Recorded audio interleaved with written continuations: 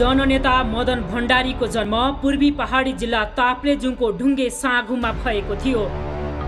त्यही उहाँले संस्कृत भाषाको प्रारम्भिक अध्ययन र बनारसको साधु बेला महाविद्यालयमा उच्च शिक्षा अध्ययन गर्न पुग्नुभयो। बनारसमा अध्ययनरत रहेकै अवस्थामा उहाँ नेपाल कम्युनिस्ट पार्टीसँग नजिक हुनुभयो। त्यसै सिलसिलामा नेपाल कम्युनिस्ट पार्टीका संस्थापक कमरेड पुष्पलालसँग उहाँको भेट भयो।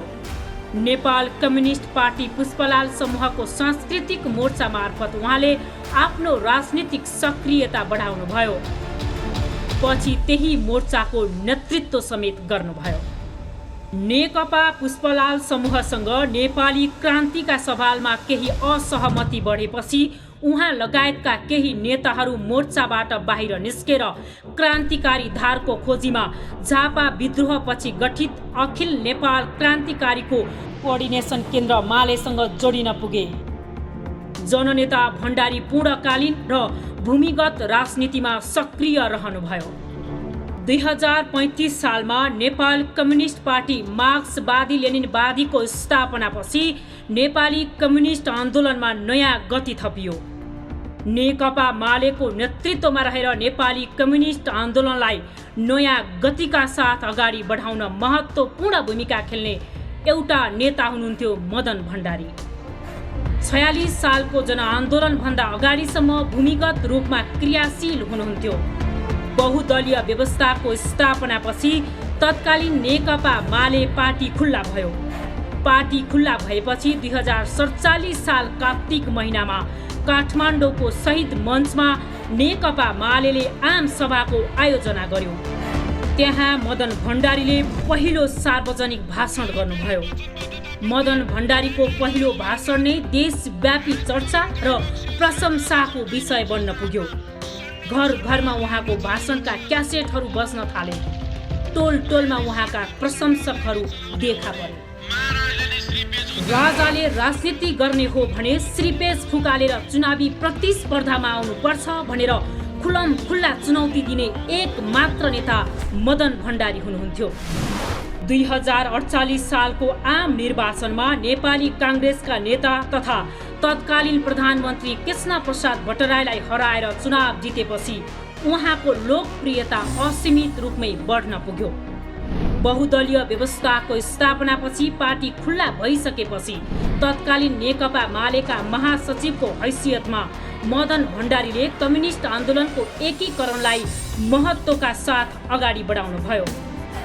फलस्वरूप मदन भण्डारीको नेतृत्वमा रहेको नेकपा माले र मनमोहन अधिकारी र सहाना प्रधानको नेतृत्वमा रहेको नेकपा मार्क्सवादी बीच एकीकरण भई नेकपा एमाले गठन भयो। त्यस यता नेकपा एमाले नेपाली कम्युनिस्ट आन्दोलनको मूल प्रवाहको रूपमा लोकप्रिय रहँदै आएको छ।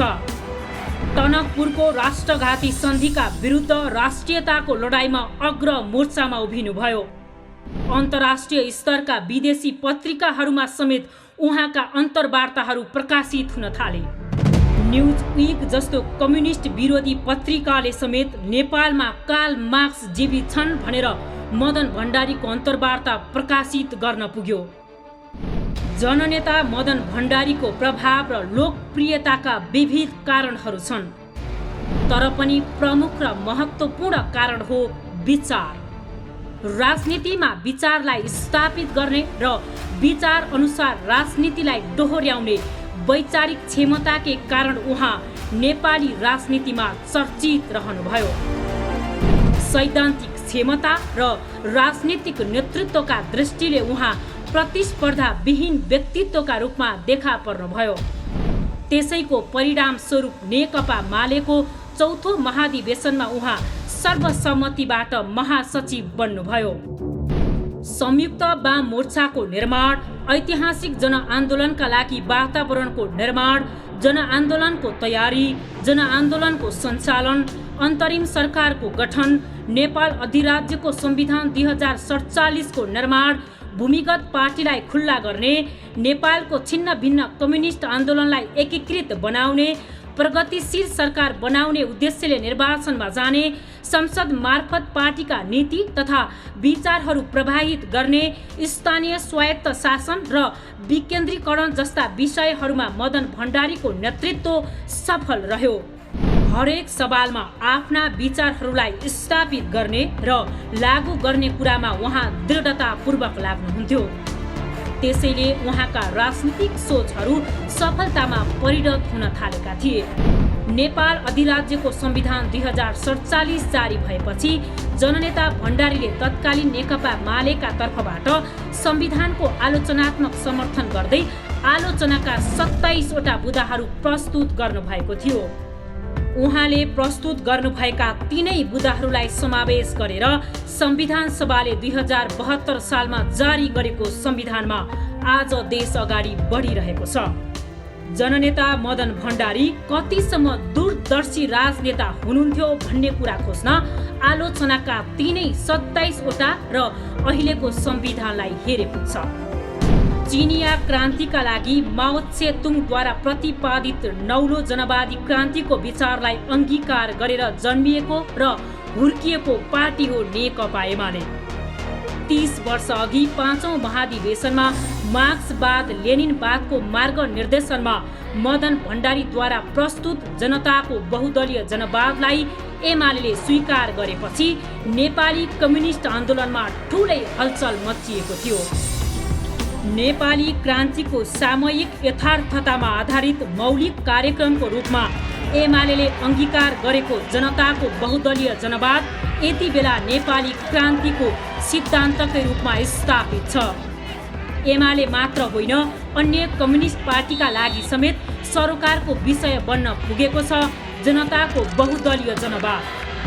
आज यो विचार नेपाली क्रान्तिको मौलिक कार्यक्रम, कार्यदिशा, कार्यनीति र रणनीतिलाई निर्देशित गर्ने नेतृत्वकारी विचार बनेको छ।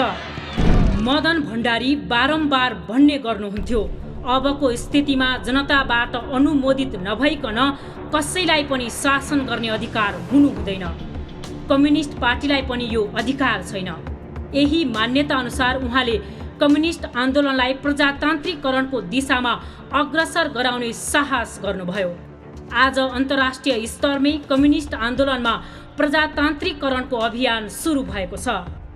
जनताको बहुदलीय जनवादले कम्युनिस्ट आन्दोलनलाई प्रजातान्त्रिकरण गर्ने दिशा जस्ता विचारहरूलाई स्थापित गरेको छ। अन्तर्राष्ट्रिय कम्युनिस्ट आन्दोलनमा चलेको प्रजातान्त्रिकरणको लहरले ती विचारहरूको सार्थकतालाई पुनर्पुष्टि गरेको छ। जनताको बहुदलीय जनवाद, मार्क्सवाद र लेनिनवादको मार्ग निर्देशनमा कम्युनिस्ट आन्दोलनको नीति, कार्यक्रम र सिद्धान्तको विकसित रूप हो भन्ने कुरा स्वीकृत भइसकेको छ। नेपाली कम्युनिस्ट आन्दोलनको दिशा स्पष्ट गर्ने सवालमा मदन भण्डारीको वैचारिक हस्तक्षेपले सार्थक महत्त्व राख्न पुगेको छ। उहाँको त्यही हस्तक्षेपकै कारण आज जनताको बहुदलीय जनवाद नेपाली कम्युनिस्ट आन्दोलनको वैचारिक उपलब्धि बन्न पुगेको छ।